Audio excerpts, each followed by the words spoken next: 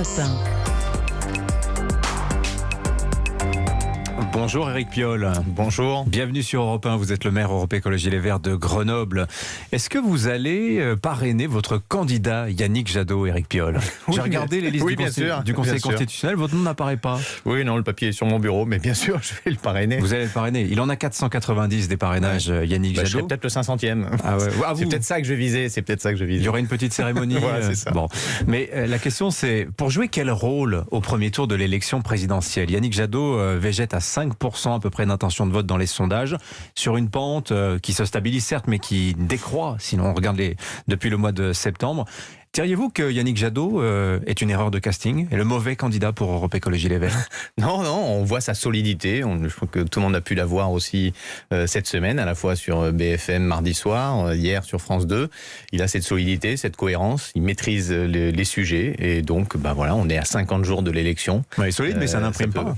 Solide, mais ça n'imprime pas. On va voir. Vous savez, c'est une campagne, c'est un peu comme un match de basket. Donc, ça démarre lentement, tout le monde se positionne. Et puis, les minutes qui comptent, le temps qui compte, c'est la fin de match.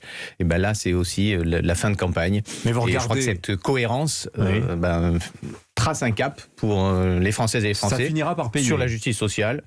Si ça doit décoller, c'est effectivement là qu'il y a un espace pour cet espace humaniste pour gagner l'élection présidentielle, pour être au second tour. Il y a le potentiel puisque aux européennes, Yannick Jadot a fait 13% sa liste. Les listes de Delphine Batho, de Benoît Hamon avaient fait 3 chacune. Donc c'est 19% des Français qui ont voté pour l'écologie aux élections européennes. Mais pourquoi pas pour la présidentielle? Les sondages aux européennes étaient pareils, étaient complètement dans les choux. Et puis finalement, ces 3 listes écologistes, c'est 19%, c'est 4,5 millions de personnes. Là, la barre du deuxième tour va être entre 5, 6, peut-être 6,5, 7 millions de personnes. Donc le gap n'est pas si grand. Donc continuons avec cette cohérence. Mais vous pensez qu'il y a un problème dans l'évaluation du candidat dans les sondages? Il y a un vote caché. En fait, pour tout vous dire, vous regardez pas du tout. Si, je regarde les sondages comme tout le monde, mais je n'y attache pas beaucoup d'importance. En 2014, on m'avait donné 10 points derrière le Parti Socialiste à une semaine du vote. On a fini 4 points devant. Cette fois-ci, on m'avait donné 35%, on a fait 47%. Donc je regarde ça avec détachement. Je crois que ce qui compte, c'est le message. Notre message, il est cohérent sur la justice sociale, sur la question climatique qui nous touche toutes et tous.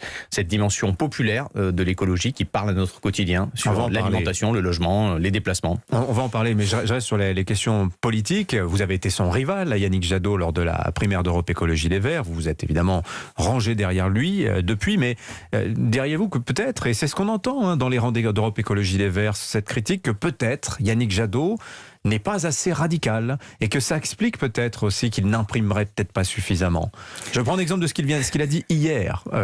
Il était sur le plateau de LCI. Il dit à propos du prix du carburant, le carburant est bien assez cher. On relancera pas la taxe carbone. On attend ça pourtant des écologistes, non? Vous feriez pas ça? Il a fait un choix. D'abord, ces élections, il nous fallait choisir un candidat. Nous étions 4 à faire à peu près un quart des voix. Et il y a eu cette capacité de l'écologie politique à s'unir derrière un candidat. Voilà, et ça reste un travail d'équipe avec un leader qui est là et qui porte ce message de l'écologie politique sur un programme qui est pour moi un programme qui parle à notre quotidien et qui parle à l'avenir. Et donc, il faut porter cela. Il y a eu la cohérence des valeurs depuis ces derniers mois, l'expression du projet fin janvier à Lyon. Et là, je trouve que le discours qui est porté est un discours qui a du sens et qui nous parle. Donc, continuons et puis trouvons les moyens d'aller chercher les Françaises et les Français là où ils sont. Ils vont être de plus en plus nombreux à s'intéresser à l'élection présidentielle dans les semaines à venir. Mais l'électeur de gauche qui regarde un petit peu, il va regarder les chiffres, même si vous me dites que les sondages sont peut-être pas forcément d'une grande fiabilité. Est-ce que, malgré tout, ils vont pas être tentés de se dire, comme l'a dit Ségolène Royal cette semaine, le vote utile, c'est Jean-Luc Mélenchon. C'est le plus armé, c'est le plus haut dans les sondages. Le seul qui puisse accéder au deuxième tour dans l'ensemble des candidats écologistes et de gauche, après au sens large, c'est Yannick Jadot. Donc c'est ça qu'il faut porter. Mais qu'est-ce qui vous fait dire ça? Parce que notre espace politique, vous savez, il y a 3 grands projets politiques en France en ce moment. Hein. Il y a un projet réactionnaire dans lequel il y a Marine Le Pen, Éric Zemmour, dans lequel glisse une partie des Républicains qui disent bon, on va mettre des frontières, des murs partout, purger, revenir à avant. Vous verrez, c'était super le début du 20e, on revient là. Bon, il y a un projet néolibéral qui s'affirme, c'est celui d'Emmanuel Macron. Hein. Il est pour les inégalités sociales, c'est le président des riches. Sur le climat, il en fait un tout petit peu, mais pas du tout de l'avis même du Haut Conseil pour le climat qu'il a lui-même mis en place. Il y a vous les gentils, quoi. Non, c'est juste des projets différents. Ouais, un projet réactionnaire, c'est un projet, ça peut exister. Il y a des gens qui peuvent se sentir à l'aise. C'est quoi un projet réactionnaire, Éric Piolle ? C'est un projet qui dit, en fait, notre problème aujourd'hui, ça n'est pas le climat, ça n'est pas les inégalités sociales. Notre problème, c'est l'étranger. Notre problème, c'est l'évolution du monde. Éric Zemmour parle du climat. LR parle du climat. Tout le monde parle du climat. Ils ont arrêté d'être climato-sceptiques, mais ils n'intègrent pas ça comme fondamentaux. On voit bien ce qu'ils portent comme thématique dans la campagne. Et le projet néolibéral, il se tient. Hein. C'est celui qui occupe le monde depuis 40 ans. C'est la libéralisation, la casse des services publics, la libéralisation des échanges économiques, la loi de la jungle. Et puis penser que cette loi de la jungle, par l'intérêt individuel et la course au profit, elle va régler nos problèmes. Nous ne sommes pas là-dedans. Et donc là, le reste de l'espace, ce troisième pôle, ce que j'appelle moi l'arc humaniste, il se restructure autour de l'écologie politique. Ça fonctionne, ça a fonctionné pour la première fois de façon massive au municipal. Ça peut fonctionner là aussi à la présidentielle. Ouais. Mais alors, regardez la semaine politique, elle a été placée sous le signe du grand remplacement depuis que Valérie Pécresse a employé l'expression lors de son meeting dimanche dernier. Alors, moi, si je vous suis, je cite un sondage Harris Interactive d'octobre 2021. 67% des Français, donc 2 sur 3, se déclarant plutôt ou fortement inquiets de la survenue d'un grand remplacement en France. Il y a 2/3 de réactionnaires en France, Éric Piolle ? Il y a des gens qui ont peur. Moi j'ai fait le tour de France dans le cadre de la primaire, plus de 75 déplacements partout, et j'ai senti effectivement cette anxiété. Et quand on est anxieux et qu'on a peur, en fait on peut changer de solution assez rapidement, parce qu'en fait on manque de boussole. Et donc, quand tout le monde vous serine que le problème, c'est l'étranger, je rappelle qu'il y a un médecin sur 6 en France est un médecin étranger. C'est 15%, 30 000 médecins. Aujourd'hui, 40 000 infirmières sont des migrants. Qu'est-ce qu'on fait de ces migrants ? On en parle ou on n'en parle pas ? Et donc, notre discours à nous, c'est de dire... Effectivement, vous avez peur, il y a raison, il y a des inégalités sociales, il y a la précarité énergétique, il y a l'avenir du climat qui nous inquiète tous pour nous et pour nos enfants. Ils parlent de grands remplacements, les gens, ils ne parlent pas de précarité énergétique. On leur serine ça, et donc effectivement, au bout d'un moment, vous regardez votre voisin de façon différente, évidemment. Mais je crois qu'il faut tenir ce cap et cette cohérence, c'est ce que fait Yannick Jadot, parce que moi je crois fondamentalement en l'homme, et là où nous avons vu que l'humanité était capable du pire, elle est aussi capable du meilleur, donc cultivons ce meilleur. Alors j'entends votre humanisme, votre appel à la générosité, à l'ouverture, mais il y a des moments peut-être aussi que les gens vont vous perdre, quand par exemple hier soir, vous animez sur Twitter un space, une conférence audio, et vous annoncez juste après que vous soutenez le combat des hijabeuses, c'est-à-dire ces joueuses de football qui militent pour avoir le droit de porter le voile islamique pendant les compétitions de football, ce qu'interdit le règlement de la Fédération française de football. Vous considérez que la FFF est islamophobe dans cette histoire-là ? Expliquez-nous le sens de votre engagement. Là, c'est juste la loi de 1905. Moi, sur cette question-là, la loi de la laïcité, je regarde la loi de 1905, elle me convient. La loi de 2004 sur l'école me convient également.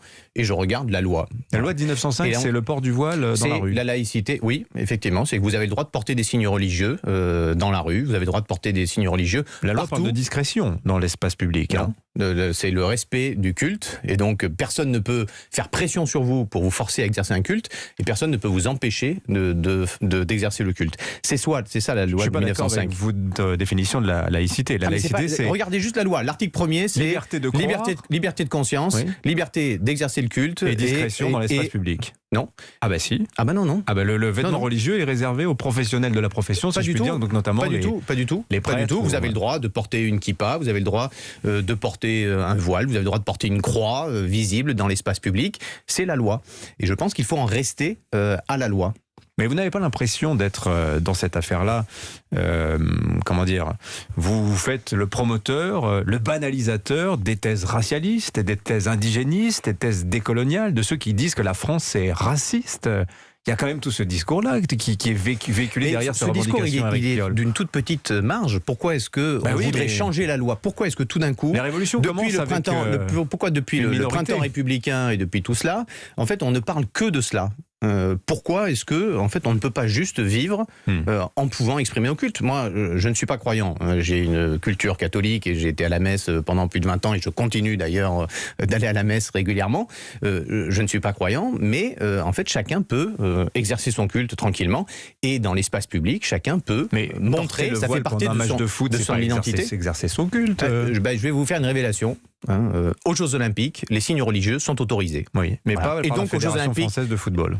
Oui, parce que là, en fait, elle tord la loi et donc elle ne pourra pas tenir le temps de tordre la loi. Et d'ailleurs, la ministre Elisabeth Moreno a rappelé cela et a soutenu également les hijabeuses. Elle a dit le contraire depuis, Évidemment, parce qu'elle a l'amicale pression de ses petits camarades, mais il faut tenir sur la loi. Bon. Et je vous le dis aussi, Jeux Olympiques de Paris, ça va être 100 ans après 1924, nous avons à nouveau les Jeux Olympiques. Aux Jeux Olympiques à Paris, les sportives et les sportifs auront le droit de porter des signes religieux et auront le droit, j'espère, de s'habiller comme les gens le souhaitent, c'est-à-dire que les beach-volleyeuses en mini-short, là aussi, ça doit être fini. Ce rapport à la pression sur les corps doit être fini. Assumons juste, revenons à l'esprit vraiment de la loi et à la loi de 1905, ce débat, ou sinon disons qu'il faut faire un grand débat pour changer la loi sur la laïcité, mais ayons ce débat, ne tordons pas la loi. Qu'il faille la changer, si en tout cas on considère... Bon bref.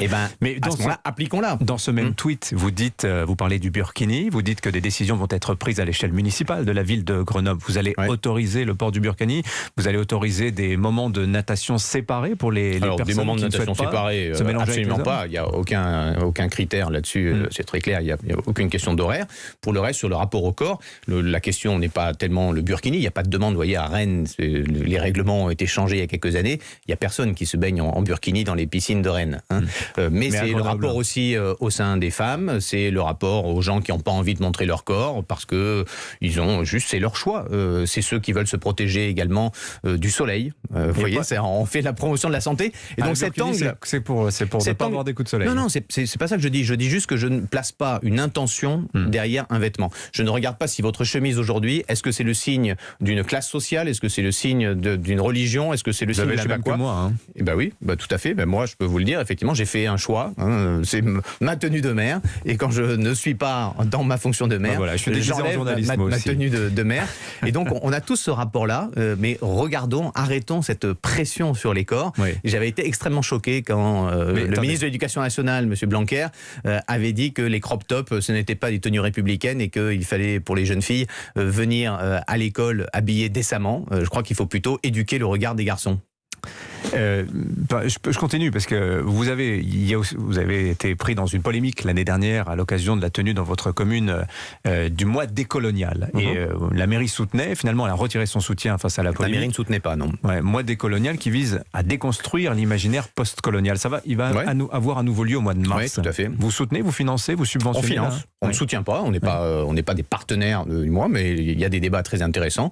Donc sur fond public... C'est ce qui me frappe. On est en pleine question présidentielle.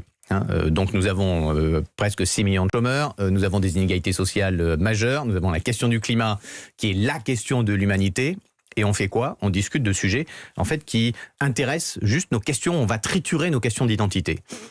Moi, je ne pense pas que le débat public doive être là autour de triturer nos questions d'identité, savoir qui les immigrés italiens, qu'est-ce qu'ils représentent. Pourquoi vous n'organisez pas le mois du climat dans ce cas-là, le mois du pouvoir d'achat? Mais nous avons été choisis, pourquoi le mois décolonial? Nous avons été choisis, monsieur, par la Commission européenne pour être capitale verte de l'Europe. Donc en fait, toute notre action à Grenoble, elle est tendue sur comment nous adapter au réchauffement climatique, comment lutter contre le réchauffement climatique, comment lutter contre la pollution et comment faire cela pour que ça réduise les inégalités sociales parce que c'est les plus précaires et les classes moyennes qui sont le plus touchées par ces enjeux-là. Donc nous, on s'occupe des gros sujets. Mais justement. Et donc on en a un peu, c'est vrai que moi je trouve ça un peu bizarre et étrange que, alors que c'est le sujet majeur, le climat, vous qui organisez le mois décolonial. Non, c'est pas moi qui organise le mois décolonial, c'est une association qui organise le mois décolonial. Et dans notre ville, il se passe plein de trucs. Et en plus, dans ce mois décolonial, il y a des débats extrêmement intéressants aussi. Je saisis la balle au bon. Vous dites l'écologie doit être populaire. On sait que demain sera plus cher du fait de la transition énergétique, du fait du coût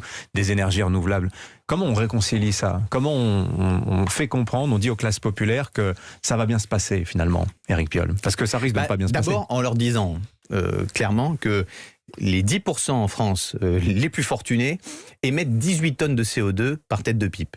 18 tonnes de plus. Les 50%, les moins fortunés, les 50% sont à 4 tonnes. Donc en fait, il y a un prisme social dans les émissions de gaz à effet de serre.